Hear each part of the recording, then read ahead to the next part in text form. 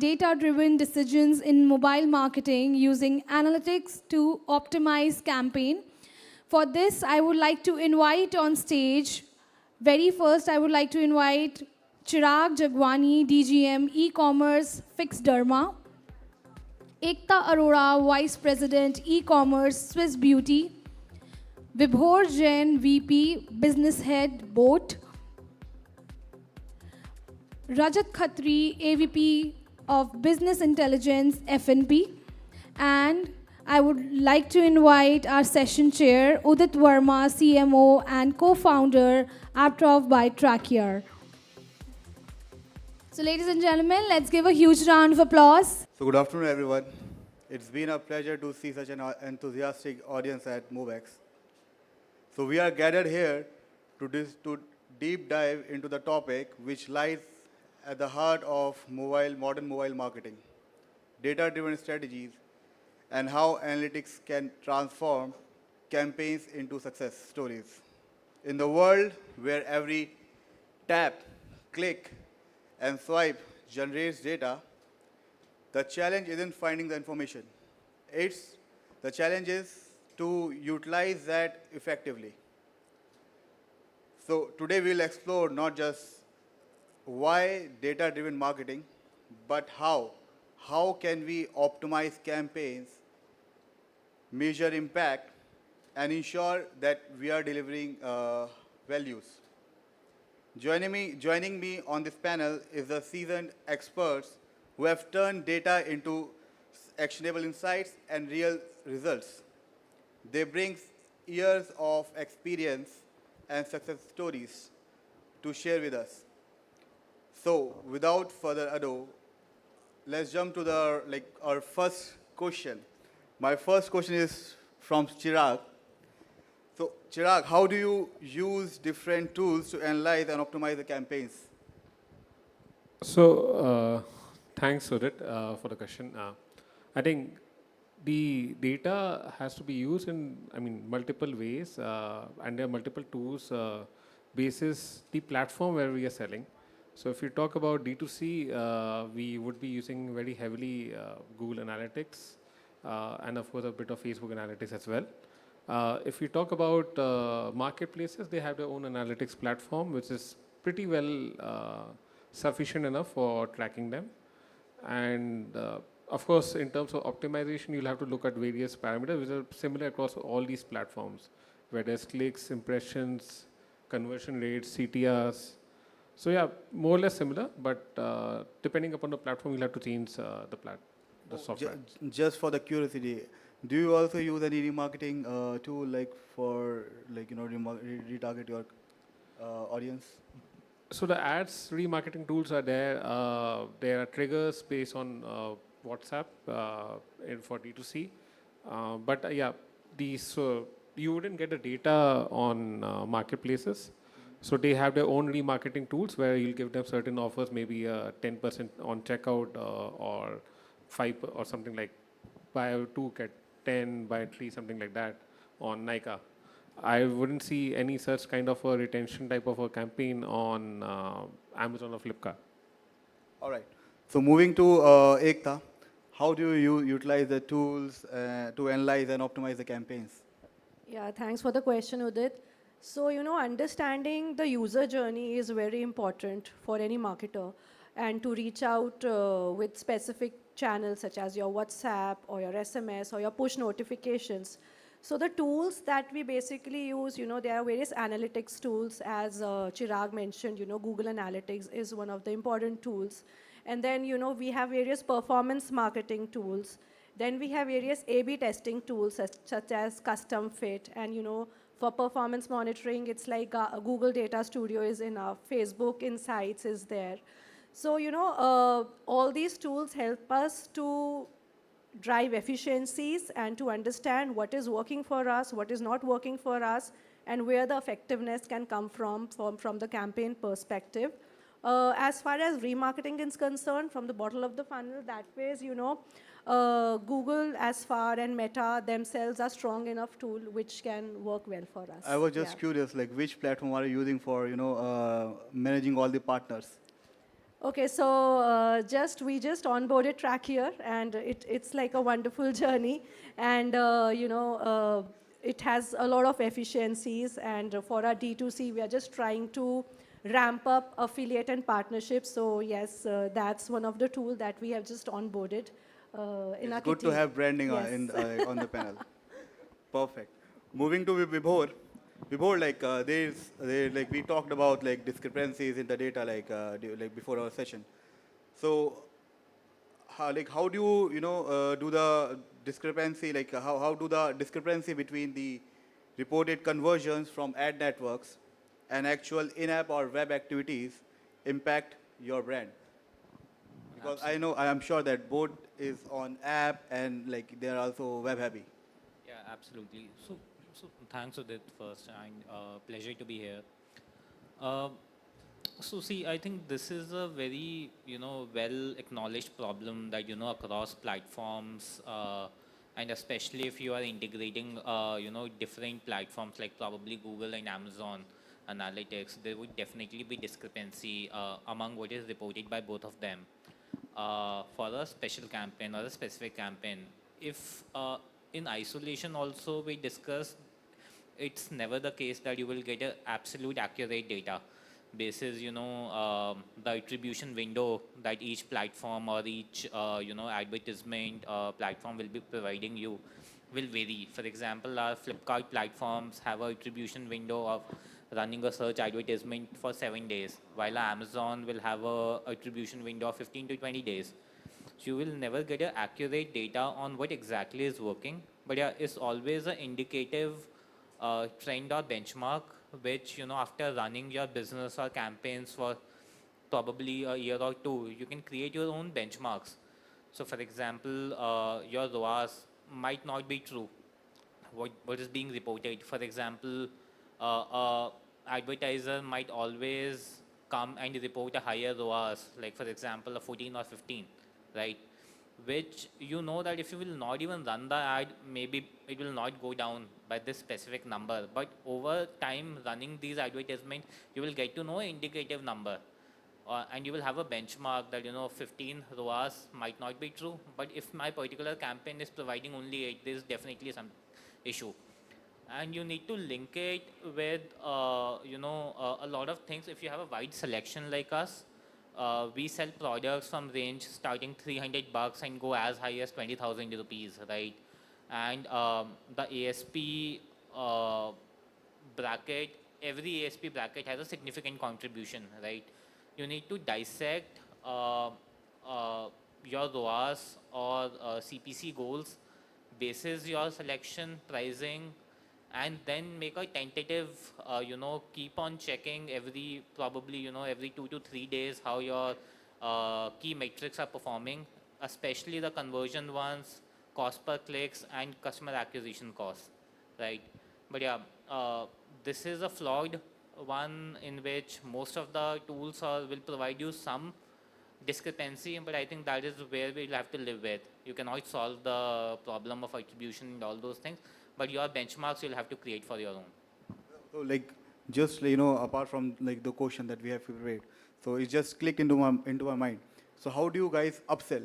For example, like I was in college, like I just bought the product of boat.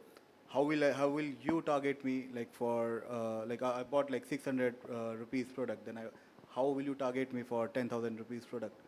Sure. So, see, basically there are three ways in which we do, and I think most of the brands have started doing this right now. One is incentivize the consumer after the purchase journey to share consumer data with you. For example, you can ask a consumer to register for warranty by placing a QR code in the packaging itself. Very few consumers do that. Only I think almost is around 6 to 7% for us, but that's also a significant number basis the volumes that we do. So you get a first party consumer data in that particular case, in which when the consumer has registered for warranty. So you give a extended 2 month or a 3 month warranty to a consumer, right? Second is when you work with the marketplaces at scale, like Amazon or a Flipkart, including the quick commerce ones, like right now are growing pretty fast.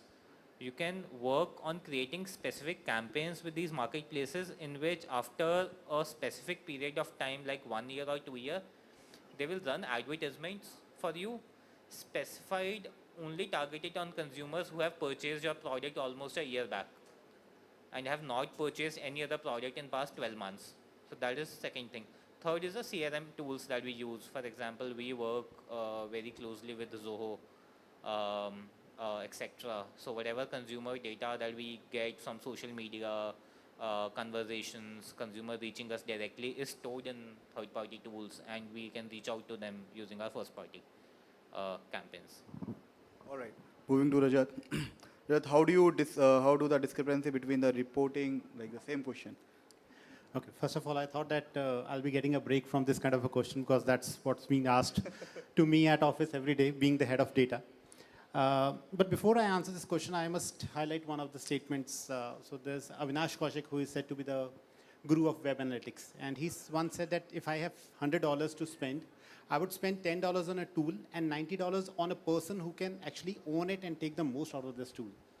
And that's exactly what I'm doing these days. So, this is a universal problem. Every other person is going to give you a different answer. Similarly, every other tool is going to give you a different report, right? And that's where people like us have to spend a lot of time in making sure that, one, there are the right definitions. Second, we are tweaking the settings in such a way that the numbers are coming very, very close. And that's exactly what we have been doing internally. Luckily for us, the lifespan of a consumer on our platform is very small, because when you come to gift someone, you are mostly like, okay, I have to gift it today. So you come and you place an order. Your repeat within that period is very, very rare. I mean, it's there for a smaller percentage of visitors. And the another thing that we have been doing is that, of course, there's a multi-attribution model that we use, which actually brings the numbers very, very close. So for example, internally, when this kind of a problem was given to me and I saw that the discrepancies were like as high as 30-35% for us, we started changing these kind of definitions, coming up with a standard definition. Okay, 7 days is a window that will keep, or 3 days is a window that will keep. And luckily for us, with all the particular change in settings and definitions, we were able to bring this number to as good as 95% now. So our tools are basically very closer to each other, and we are not facing that problem because we made some effort in correcting these numbers, which is actually the key for any data analytics to happen. And one of the best part about your brand is too that these guys also do overseas gifting. Yeah. Because we did some like overseas gifting, like we choose FNP. Thank you for branding. I see that you are very good with that. So moving to the common question. So Chirag, starting with you, how do you identify the underperforming channels, and what step do you take to optimize the performance? So you've got a certain set of benchmarks in terms of conversion rates over an account, and I mean we've got over our account, and a certain set of CPCs that are there with a certain set of pricing in terms of average order values and of course the net profitability out of it also. So it clearly depends upon what is the category that we are serving into, whether this category should be having this kind of a CPC, this kind of a AOV. Are we putting the right SKU in terms of the competition? Is it pretty low price or not? And just putting the right SKU in the right place it would be the first step to optimize that. Secondly, you'd have to see, are you overspending on marketing? Are probably all the creatives and everything in place? So if all these things are in place and if your scores in terms of listing scores and all these data that are there for you to help you in terms of your reviews, in terms of rankings, in terms of your supply, the stock and in-stock rates are there. So you should be able to optimize your listings to sell well. Also, I think the efficacy of the clicks, the placement of the ads is also important there. What all are the KPIs that you look forward, like whenever you are like evaluating the channel? Yeah, so I think in terms of marketplaces, ACOS, TACOS, CPCs and conversion rates would be the bare metrics that we are looking at. in terms of the website, you would also look upon a lot on AOV, repeat rates, because repeat rates are slightly higher on marketplaces versus your D2C. The idea is to have your D2C give you a better repeat rate, but that's usually not the case in our industry. I think like it might be for Ekta, for the repeated users. So Ekta, for you, like which is the underperforming channels and how do you identify that? Yeah, so to analyze the efficiencies between the channels, what we do, there are various, engagement metrics, then there are conversion metrics, and there are retention metrics. So when we talk about, engagement metrics, that's more to do with your CTRs, your traffic, your average durations, what kind of sessions you're getting. In terms of conversions, you know your conversion percentage, what's your CAC like. And in terms of retention percentage, it's your, lifetime value, which is there. So these are the metrics which we try to, gauge very, closely and to see the efficiencies. And, here what I would like to say is the content, that plays a very efficient role, saying that, what kind of content you're trying to place, whether that content is being sent to the right set of customers at right time and with the right kind of communication going to the right audience. So that's very critical, wherein if I say, if I'm trying to sell a concealer, right, in my particular beauty category. So when we say, okay, now to complete the look or the base look of the customer, I want to sell them primer now. So, you need to understand the customer very well and then you send him the foundation. So there's a automated customer flow journeys that are being drawn together, looking at the analytics and the data that drives it. Then what kind of cohorts you are working on. Your CRM strategy works very closely on the basis of cohorts, like what we call it as RFM, recency, frequency, and monetary. Whether it's a lost customer, whether it's a potential customer, or it's like a dormant customer or a price-sensitive customer. So you try to demarcate your audience in those kind of cohorts and automate the journeys for them. So yes, according to that, you come to know where you are working right, where you're working wrong, and what kind of amendments you need to do in your channels. Yeah. And like which is the channel that which is working like fine for you, which is working better for you? So I would say for us, Meta is the channel which is working really good for us in terms of ROAS and all, and followed by obviously Google. Yeah. So yeah, Rajat, same question. Okay. So, see, I think it all depends upon the channels as well as the campaigns. And what we realize is that not every campaign is set to do the same thing. So we cannot even benchmark all the campaigns with each other. A campaign run on your brand would definitely give you much better conversion rates, whereas a campaign which is just to download an app or to take the birthdays or anniversaries of your relatives will have a very different conversion rate. So what we have done is we have segregated these campaigns into different buckets and we benchmark among them. That's one thing. Second thing is if within that bucket the conversion rate is very small, then of course we take some conscious efforts to improve that conversion rate, try to find what is going wrong with that kind of audience and how we can optimize that. And just in case we really fail to do any improvement there, we just get away with those kind of campaigns. So same question, which channel is working for you fine? So I think we have a very high dependency on Google Ads, and of course that is at the top and converting And best. one more question, like so, FNP is having web at business on web and app both. So how much user have you shifted from web to app? How many users? So I think around 2 years ago we had hardly 10 to 15% of our audience on apps, but right now it's like almost 50% now. Perfect. That's a great number. I mean, thanks to the ecosystem, because people are slowly moving to the apps. Of course, that is one of the reasons. But yes, there have been some conscious efforts and app-first strategy that worked very well for us. Wow. So yeah, so same question with you, Vibhor. So I think most of the pointers have been spoken about already, but what I'll do, I'm sorry. So like, how do you identify the Okay. underperforming channels and what step do you take to optimize the Yeah, so mostly, as I said, most of the points are already made. What I'll do, I'll say the journey how we sort of analyze internally in the board. Um, First thing to do is to create your own benchmarks and key metrics that you'll be tracking. So for example, when we are very, very heavy on marketplace, our conversion and GVs, or the number of page views that we are getting on a daily level at a product level, becomes very, very important. The first metric that we have made benchmarks across different segments is the conversion metric.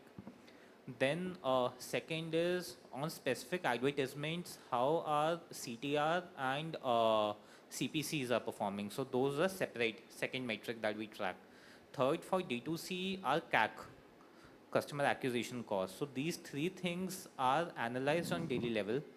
On top of it, we have all the tools available that we discussed in the first part, right? Google Analytics, Facebook, Insights, etc., that keep on telling us how the campaigns are performing.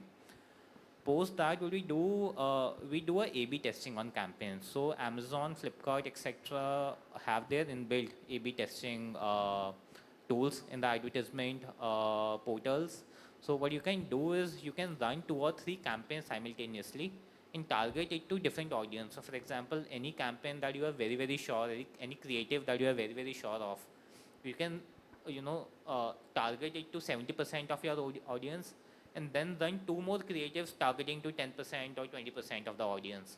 What you'll get to know is, how the CTRs are different among these campaigns, and then optimize your creatives. So that is something which we keep on doing almost on daily level. um, uh, as Rajat said, that every campaign is different. So we have 2 types of campaigns. One is your launch campaigns, which is more of a awareness generation campaign. In this category, this A/B testing is very, very critical.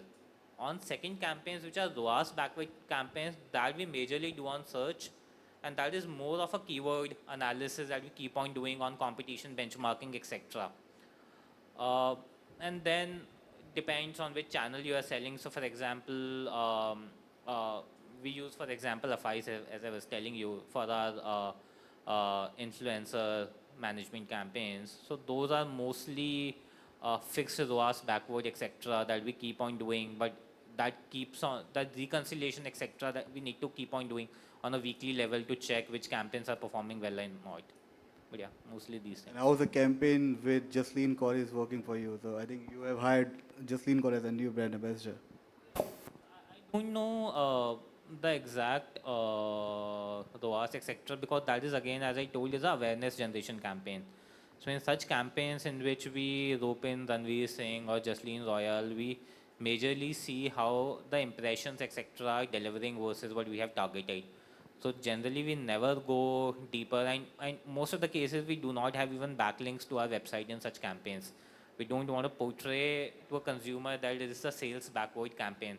It's more of a awareness generation in which we either take up our artists and tell them, we are a music or an audio first brand. That is why we are looping in somebody who is very close to music. And those campaigns, we do not, put our products or do not consider ROAS or conversion, etc., at all. It's more of a targeted impression campaigns that we target. Perfect. So moving on to the next question. So that will be on regarding user acquisition. So regarding user acquisition and retention strategies, what's your plan for 2025? I think the plan for 2025 would be one, to develop new categories, acquire audiences through a lot of brand marketing as well, not just performance, because we need to get in more users through the funnel. Um we have been a part of IPL previously as well. The idea is to take that forward as well. So a lot of on-ground marketing as well to get more awareness about the product. In terms of products, I think, yeah, just keep on developing good products, good efficacy product-led products. Any implementation, AI or ML? So we've just started our app. We are trying to develop that with time. The idea would be to focus a bit more on retention and use the best tools in the market. Perfect. So we are here. So moving on to the to Ekta. So regarding user acquisition and retention strategies, what is your brand planning for 2025? Yeah, so for Swiss Beauty for 2025, we basically aim to improvise further on the customer experience. And, personalization is the aspect that we are looking at, wherein, 70% of consumers, they want brands to personalize their communication. So that's the key that will unveil for us. And then followed by what I would say to expand our marketing landscape. So influencer marketing is one of the key channels for us, which is growing immensely. And legacy brands are also trying to put in 40% of their total budget in this particular channel. So that's the key forward. And also, focusing more on the micro trends, like for Swiss Beauty, holographic eyeliner was the one product, just it just flew like anything. So trying to innovate in that particular product portfolio, trying to expand the category to penetrate deeper into it. And yes, that would be there. And to focus more on regional marketing activities. So if I say, North and East are very heavy markets for us, wherein Karwa Chauth or, Diwali or Durga Puja in East. They are critical festivities for us. So to go deep into that particular regional marketing aspect and to unveil that portfolio for us. So that would be 2025. Yeah. Perfect. So what kind of trend have you, noticed while, running the campaigns of like during festival season? Is it spike up or how is it? So, like Tapsi Pannu has been a brand ambassador, so we continue that journey with her for 2 more years. So we are trying to leverage her a lot in these festive campaigns. So wedding campaign is the one. Savar Ki Aana is the name of the campaign that's running right now for us. So it has, the reach and the impressions has been really good in that particular portfolio for us. And we are trying to divert that traffic to various marketplaces and to D2C. Of course, as mentioned, awareness is the key factor there that we are trying to drive in to create, as I said, to expand our marketing landscape. So that's there. So with these brand films coming into picture, I think that will add up. Perfect. I think like adding Tapsi Pannu as a brand ambassador will absolutely an add-on. Yes, yes, that's there, sure. Perfect. So Rajat, like moving for this question, so regarding your user acquisition and retention strategies, what is your brand planning for 2025? So basically, there are two things that we are just getting into a lot more now compared to what we have done in the past. That is personalization as well as customization. Customization to acquire the new customers, because earlier let's assume we had a 8 rose bouquet, right? And now we realize that people saying that, it's my 7th anniversary, I need just 7 roses and not the 8 ones. Currently, they were not able to do it. But now we are trying to build an interface where they can choose it. And it's fine if you want to put 2 pink and 3 red and whatever you want to play around. So that's the customization. Similarly, in case you want to create your own basket of various gifts, you can just pick and choose and say, okay, I need a teddy bears versus a photo frame versus a bouquet and a cake. But I don't need a cake, I need cookies and all that. So you can get that done. So that is a customization. I'm sure that will help us acquire a lot of new customers. And to retain the customers, personalization is an answer. And when I say personalization, we have that data when we know that, okay, this person wants to send this gift to her and she is a wife, and that's when the birthday is, that's when the anniversary is. And one of the challenges that with us is that we know that every year you just cannot send a cake and a bouquet, right? So therefore, you need to come up with new gifting ideas. And that's exactly what we are getting into. And so these are two, so it's more from product and new add-ons on our platform. I think marketing strategies point of view, we are just going with the flow at the moment. And yes, personalization there as well is the answer to that. I hope like we'll get gold jewelries very soon on an FNP. Let's hope for it. All right. So any implementation, AI or ML, something? Yes, so exactly. The work has already started, and we have already incorporated a lot of AI and ML algorithms. In fact, recommendation engine is something that has already been built, and that helps us understand that, okay, person A needs this kind of a gift, and within this budget, and person B needs that kind of a gifts. And along with that, we also make sure that whether these products are deliverable in those, geos and pin codes, so that later on we don't get any kind of a complaint and we get a better NPS from the customer. So the data has already been there with our organization from the last 25 years, and we are now just encashing that, whatever we have collected for so long. Perfect. So, Vibhor, like, what's your take on Okay, I think point again, Ekta, Rajat both have spoken, but again, personalization is a very, very key focus for us, both in terms of content delivery and in terms of product. So last year we started a project on our website in which customers can get their name uh, engraved on some particular products on our website and can order. So we saw very, very exciting participation last year. This year we are expanding that service and into emoticons and images, for example, as well on a couple of products. Customers can get their heart or couple of hearts or some emoji as well engraved on the products. Second thing that we are doing, because now we have data of almost like 2 lakh consumers who have done this, so we know which name is the most frequent one which sells.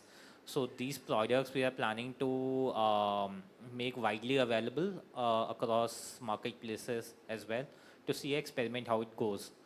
Uh, in addition to that, omni-channel is a very, very focus for us. So we want to streamline our experience or consumer experience across online and offline. So for that, micro influencers at a regional level is something that we are very, very keen on. So again, for almost a quarter or so, we have been going very heavy in South with Kerala, Tamil Nadu, and Karnataka as key market, and we have seen phenomenal growth. In fact, South is now the fastest growing offline market for us. It's almost 50% of overall offline now. So we are planning to continue that or expand that in East and West. Couple of campaigns have already gone live, but for offline, especially micro influencers are going to play a big role. Um, Apart from that, our core focus is on customer relationship management for this year. So we'll be going slightly more heavier on managing our CRM interfaces and interacting with consumers more on social media, etc. To take that community building exercise forward for next year. So, one last question from all the panelists. So, what trend in the data can be helpful for for forecasting the future user experiences and revenue growth? Any like the what kind of KPIs? Anyone from you can answer. See, I can start with it. So one thing that we have seen especially is that, when we started almost 25 years ago, at that time, delivery it was not even being done, right? And we became one of the first platforms to come and deliver the products, and people were happy with it. In the last 3 years, what we have realized is that the industry has changed so much that people now need the delivery in minutes, right? 10 minutes is basically the longest benchmark. It's much shorter. Whereas if we still continue using those kind of a trends that, we have been getting X% of our revenue from paid shipping and all that, and let's charge for midnight delivery and things like that, we understand that that's not going to happen because industry has changed. So it's not only that you need to see your own data always, you always need to benchmark it with the market as well and see what are the trends on. So that's one thing which has really given us a lot of insights. And now that is one metrics that we are trying to track, that post the completion of, for example, the cake, how soon we are making that fresh cake, post that, how much time are we taking to deliver the product? And that is what is the new KPI that we are going to track. And of course, this is for cakes. Similarly, we have for rest of the categories as well. And that's one new KPI that we have added in our And list. one of the best part is the retargeting notification that you guys send. Absolutely. So I think every birthdays, anniversaries, you know more than us. See, that's one of the positioning that we always have. That so that in case you people forget, because it's a long day for everyone, at least we are there to remind you that it's birthdays and anniversaries of your loved and near and dear ones. All right. So there is a lot to digest from this, from this session. So we can wrap up this session like with a good note. Thanks a lot, guys, for joining us like in this grateful panel. Thank you. Thank you.